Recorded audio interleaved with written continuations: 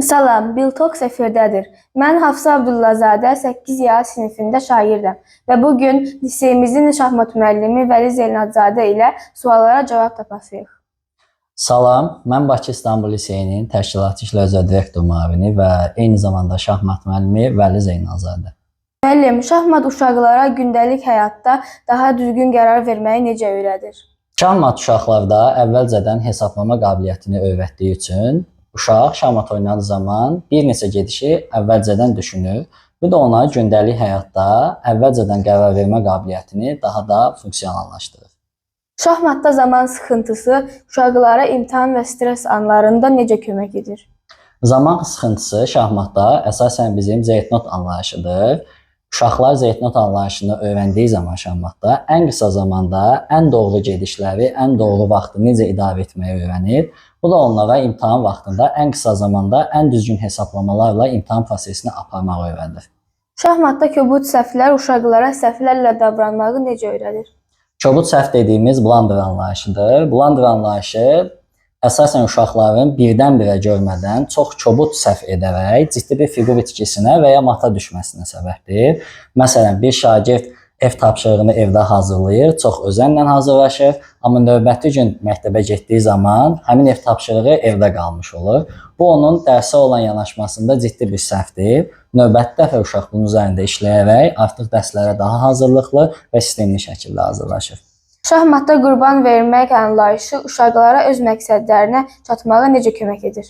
Şahmatda qurban vermək anlayışı sacrifice dediyimiz mövzudur. Burada uşaq daha az xallı fiqur verərək daha çox ciddi məqsədlərə və daha yüksək xallı fiqura çatır. Bu nə deməkdir? Məsələn, uşaqlar həyatda oynamağı, futbol oynamağı, dostlarla görüşməyin yerinə önündəki olan imtahana öz zamanını qurban verərək ciddi şəkildə hazırlaşmağı seçir. Təbii ki, bunun qurban vermək anlayışı onun imtahan nəticələri ilə sonuçlanır.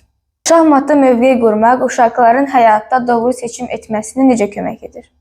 Şahmatda mövqe qurmaq anlayışı position adlanır. Bu uşaqlarda düzgün strategiya və öz həyatları ilə düzgün harmonik şəkildə disiplin yaratmağa kömək eləyir. Uşaq gündəlik hansı saat aralığında dərs oxuyacağını, hansı saat aralığında yemək yeyəcəyini və vaxtını necə idarə edəcəyini öyrənir. Şahmatda harmonik şəkildə fiqurların yerləşməsi və düzgün strateji inkişafı eyni zamanda uşaqları bunun həyatındakı tətbiqi birbaşa düz mütənasibdir. Uşaqlar şahmatda uduzanda emosiyalarını idarə etməyi necə öyrənir? Düşünürəm ki, bu bir çox valideynlərin ən yaralı yerlərindən biridir. Çünki müasir zamanda bir çox valideynlər düşünür ki, uşaqlar hər yerdə hər zaman qələbə qazanmağı və sevinməyi öyrənməlidir. Amma xüsusilə həm öz şagirdlərinə, həm də şahmatın prinsipində udmaqdan daha etkili və daha önəmlidir. Çünki şagird uduzduğu zaman iki yolu var. Ya uduzaraq o yoldan çəkilir, ya da uduzmaqdan nəticə çıxarıb necə qələbə qazanacağını öyrənir. Yəni daha çox məğlubiyyət, daha çox qələbənin təminatıdır. Şahmat uşaqlarda səbir və fokus qabiliyyətini necə inkişaf etdirir? Şahmat bildiyiniz kimi zəka oyunudur və biz şahmat oynadığımız zaman sürətə yox, düzgün dinamikaya, strategiyaya və hesablama texnikasına güvənməliyik. Elə oyunlar olur ki, 4 saat, 5 saat və bunun üzərində olur və burada uşaqların ciddi şəkildə fokusu, səbri və düzgün strategiyası çox ön planda olur. Ona görə də şahmat oynayan uşaqlar daha səbirli, daha düzgün qərar verməyi və strateji yanaşmağı öyrənirlər. Suallarıma cavab verdiyiniz üçün çox sağ olun müəllim. Biltox efirdə idi.